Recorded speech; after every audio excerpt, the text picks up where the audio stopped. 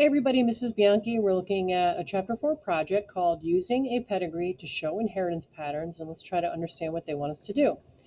Follow the steps below to show the inheritance of a trait controlled by a recessive allele in the sample pedigree. Fill in the pedigree and Punnett squares as you work through the steps. 1. Select genotypes for Leo and Irene in the first generation. Both of them should have the trait or be carriers of the recessive allele for the trait. Otherwise, no one in successive generations will have the trait. Write the genotypes in the pedigree on the lines under the symbols for Irene and Leo, using A to represent the dominant allele and a lowercase a to represent the recessive allele. All right, so let's go ahead and do that. So we have our set of parents here. We have Irene. Let's have her be, how about heterozygous dominant?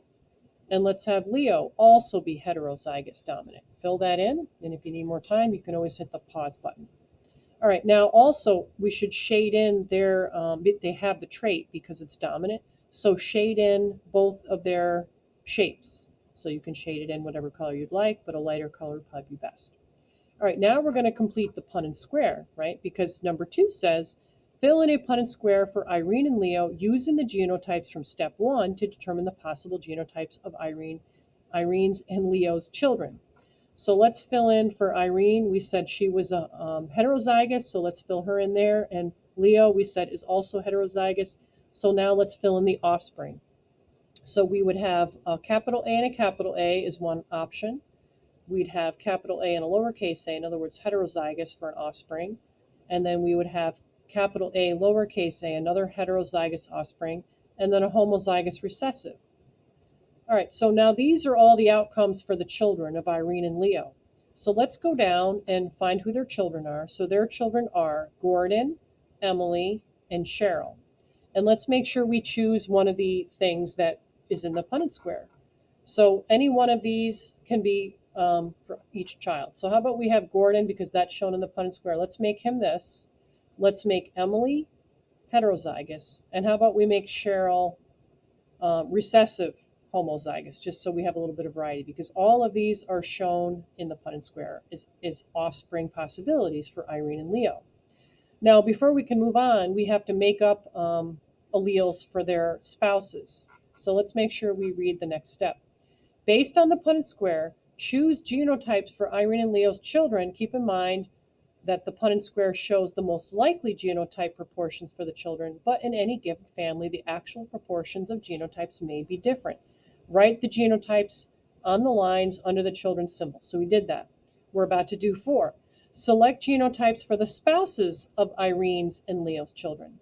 These individuals can have any genotypes because their parents are not included in the pedigree. Write the spouses' genotypes on the lines under their symbols. All right, so how about we make May be heterozygous. Let's have Richard be homozygous recessive. And how about we make Tim homozygous dominant? All right, so our next family that we're going to work on is May and Gordon. Let's do a Punnett Square for those two. So we'll go back up to the top. We have May, we have Gordon. Fill in the parents. So Gordon would be upper upper and May is upper lower. So we have homozygous dominant for Gordon, heterozygous for May. And then when you fill in the Punnett squares, your Punnett square would look something like this. All right, take the time to do that. If you need more time, hit the pause button. Now we have to sprinkle these as options for the children. So we have homozygous dominant, and then we have the heterozygous as possible outcomes for their children. So let's sprinkle that. Juliet, Janet, and Ralph are their children. So we can't show lowercase a, lowercase a, because that's not shown as an outcome for that allele pattern. All right, so let's work on Richard and Emily next. Let's fill in the Punnett Square for Richard and Emily. Now let's look back at what the alleles are. The alleles are for Richard and Emily. We have Richard as homozygous recessive, and we have Emily as being heterozygous. Fill that in for those two, and then start filling in the offspring. So the offspring would be upper lower. We'd have another upper lower, lower lower, and lower lower. Fill that in. All right, so you might need to pause. Now we're going to take these outcomes and have their children possibly be that. So their children right now are Richard Jr. Now it does say we're going to be adding some people to the family. At least that says it on the previous page, page 96.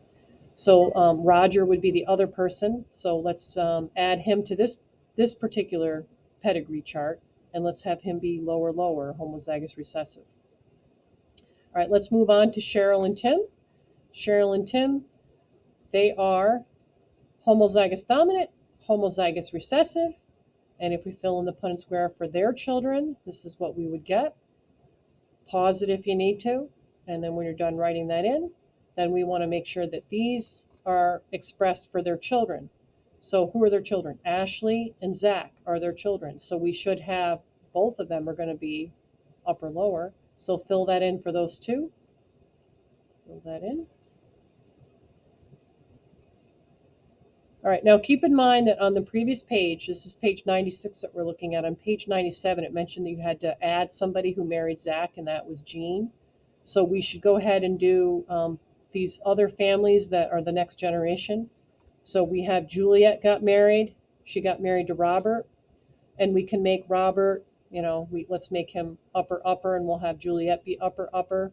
So all of their kids would also be upper. And according to page 96, they had a child named Elizabeth, so let's add her. And we should shade it in also because she would have the trait. All right, and then Zach and Jean had a child, and their child was Craig. So if we do a Punnett Square for them, it might look something like this. And how about we make Craig upper. And let's throw in for Robert that he would be upper too. I forgot to mention that before. All right, and don't forget, anybody who has the dominant allele would have the trait. So just go through and shade in anybody that has the trait. So I didn't finish. So that means we'd have Ashley would have the trait, Zach would have the trait. Okay, so just finish up.